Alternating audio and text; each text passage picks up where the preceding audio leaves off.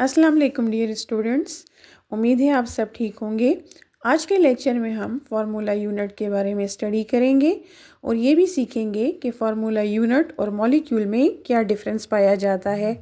Dear students, कुछ दिन पहले आपके साथ मॉलिक्यूल पर मबनी एक वीडियो शेयर की गई थी जिसमें आपको बताया गया था कि मॉलिक्यूल क्या होता है, कैसे बनता है और वो कंपाउंड्स जिनमें कोवेलेंट बॉन्ड पाया जाता है उनको उनके मॉलिक्यूल को रिप्रेजेंट करने के लिए जो फार्मूला इस्तेमाल होता है उसे मॉलिक्यूलर फार्मूला कहते हैं।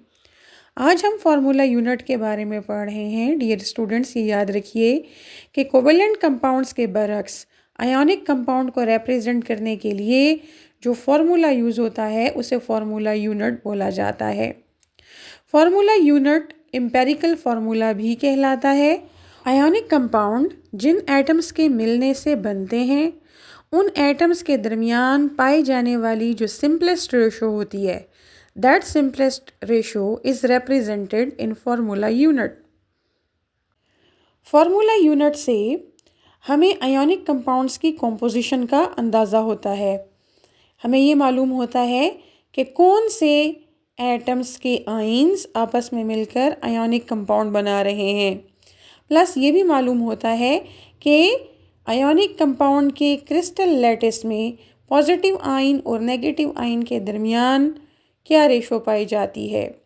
ये आपने याद रखना है कि फार्मूला यूनिट आयोनिक कंपाउंड्स को रिप्रेजेंट करता है और इन आयोनिक कंपाउंड्स के जो कॉन्स्टिट्यूएंट आयन्स होते हैं उनके दरमियान पाई जाने वाली सिंपलेस्ट रेशो भी फार्मूला यूनिट से पता चलती है।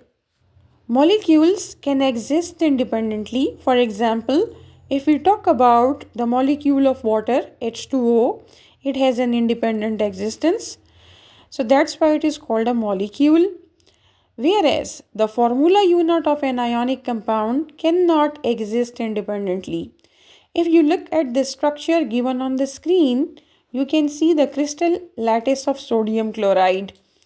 इस स्ट्रक्चर के अंदर जो रेड सर्कल्स हैं they are representing the sodium ions और जो ब्लू सर्कल्स हैं वो क्लोराइड आइंस को रिप्रेजेंट कर रहे हैं।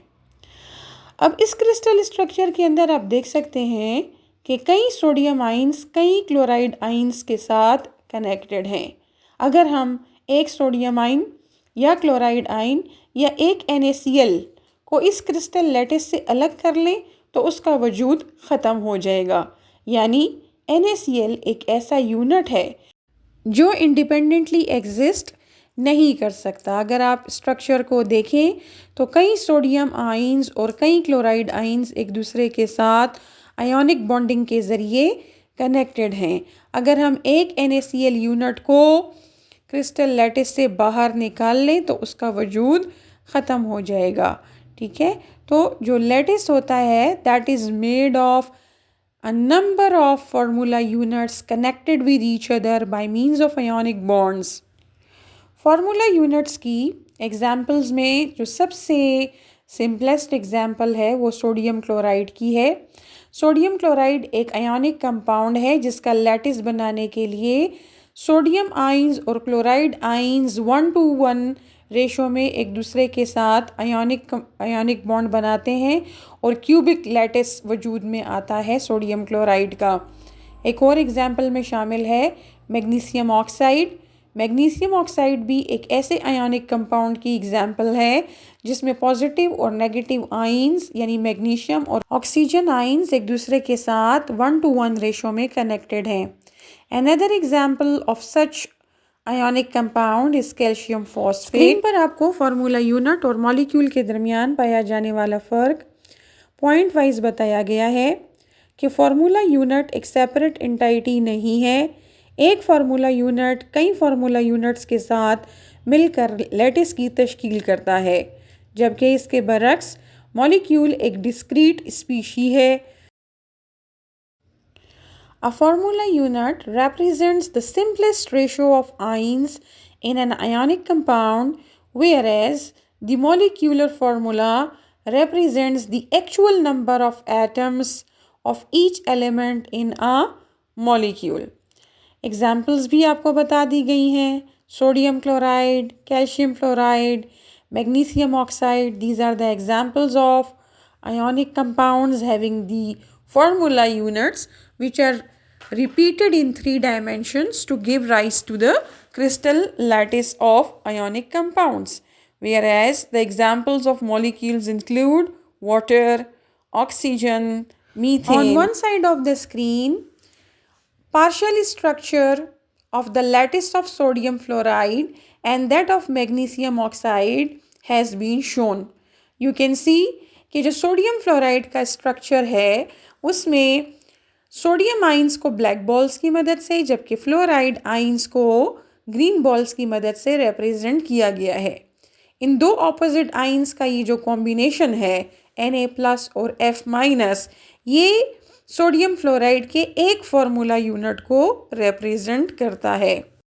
लाइकवाइज मैग्नीशियम ऑक्साइड के लैटिस में मैग्नीशियम +2 आइंस को ग्रीन बॉल्स जबकि ऑक्साइड आइंस को रेड बॉल्स की मदद से रिप्रेजेंट किया गया है।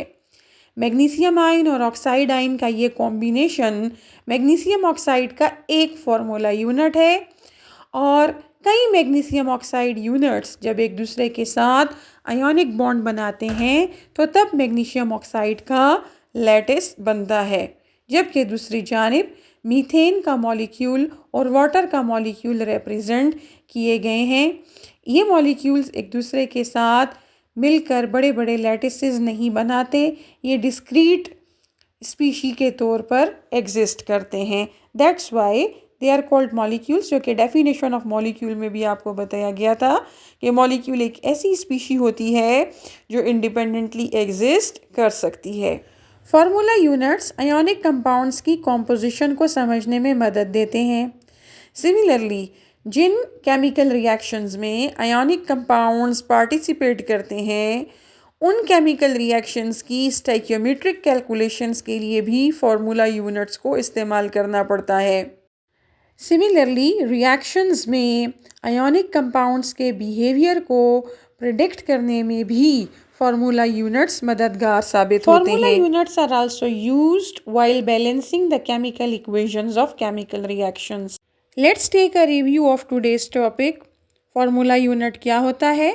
Formula unit is the simplest repeating unit of an ionic compound which repeats itself in 3 dimensions to give rise to the lattice of an ionic compound.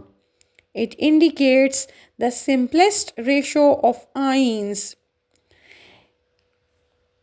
That's why it is also called empirical formula, and it is different from the molecule in the sense that it cannot exist independently.